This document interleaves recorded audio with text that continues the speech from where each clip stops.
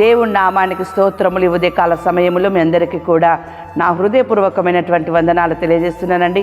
ఈ దినము దేవుడు మీతో మాట్లాడుతున్నటువంటి మాట యెషయా గ్రంథము 26వ అధ్యాయము 3వ వచనం.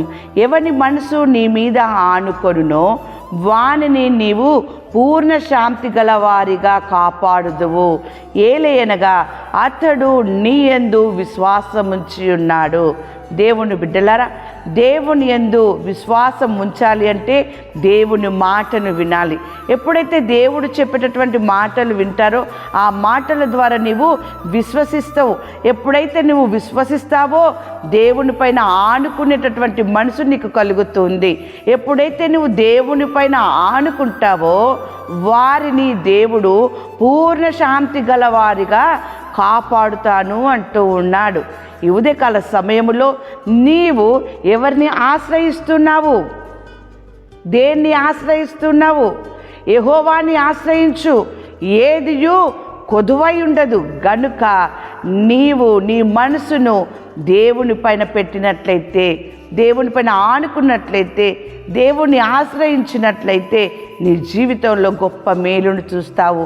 శాంతి సమాధానములు కూడా నీకు నీ కుటుంబానికి కలుగుతాయి. వాక్యం సెలవిస్తూ ఉంది. యెషయా గ్రంథము 48వ అధ్యాయము 6వ వచనము.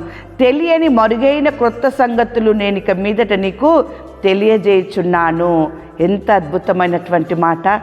నీవు ఎప్పుడైతే దేవుని పైన ఆనుకుంటావో, దేవుణ్ణి ఆశ్రయిస్తావో, నీకు తెలిసినవే కాదు తెలియనటువంటి క్రొత్త మాటలు కూడా, క్రొత్త సంగతులను కూడా ఆయన నీకు తెలియజేస్తూ ఉంటాడు. ఎందుకో తెలుసా? నీవు ఆయన పైన ఆనుకొని ఆయన యందు విశ్వాసం కలిగి ఉన్నావు కాబట్టి. వాక్యం సెలవిస్తూ ఉంది కదా, దానియేలు 11వ అధ్యాయము 32వ వచనము. అయితే దేవుణ్ణి నెరుగువారు బలము కలిగి గొప్ప కార్యములు చేసేదరు. దేవుని బిడ్డలారా, ఇక్కడ వాక్యం సెలవిస్తూ ఉంది, దేవుని నెరుగువారు బలము కలిగి గొప్ప కార్యములు చేస్తారట. దేవుణ్ణి ఎరిగేవారు ఎవరు? ఎవరి మనసు అయితే ఆయన పైన ఆనుకొని ఉంటుందో వారే దేవుణ్ణి ఎరిగిన వారు.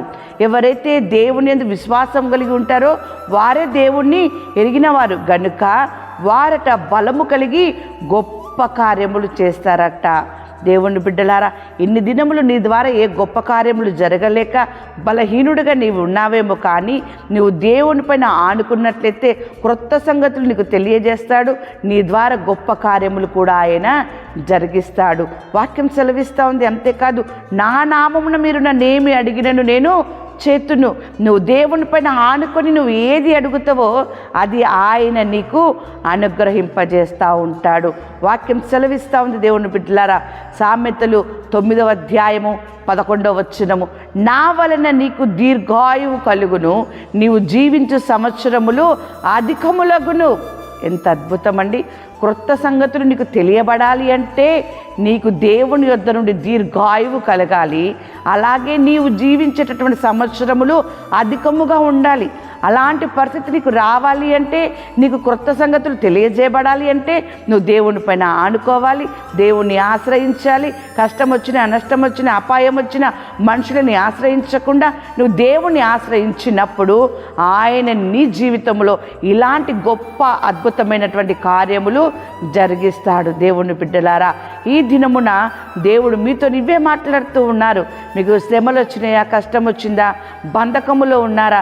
ఎలాంటి పరిస్థితుల్లో ఉన్నప్పటికీ ఆయనని ఆశ్రయించండి అని చెప్పి అంటున్నాడు. జకర్యా గ్రంథం 9వ అధ్యాయము 12వ వచనములో, బంధకములలో పడియుండియో నిరీక్షణ గలవారలారా, మీ కోటను మరలా ప్రవేశించుడి, రెండంతలుగా మీకు మేలు చేసేదనని నేడు నేను మీకు తెలియజేయుచున్నాను. ఎంత అద్భుతమండి! బంధకంలో ఉన్నారు కానీ నిరీక్షణ కలిగిన వారుగా ఉంటూ ఉన్నారు. వారే దేవుని పైన ఆనుకున్నవారు, వారే దేవుని యందు విశ్వాసం కలిగిన వారు. కాబట్టి వారికి రెండంతల మేలు కలగజేస్తున్నట్టున్నాడు. నీవు ఎలాంటి పరిస్థితిలో ఉన్నప్పటికీ నీవు దేవుని యందు విశ్వాసం కలిగి ఉండు, దేవుడు నీకు రెండంతలుగా మేలు చేయబోతూ ఉన్నాడు. ఉదయకాల సమయంలో దేవుడు మీతో మాట్లాడుతున్నటువంటి మాట దినవృత్తాంతములు 2వ గ్రంథము 17వ అధ్యాయము 5వ వచనము. అతనికి ఐశ్వర్యమును ఘనతయు మెండుగా కలిగెను.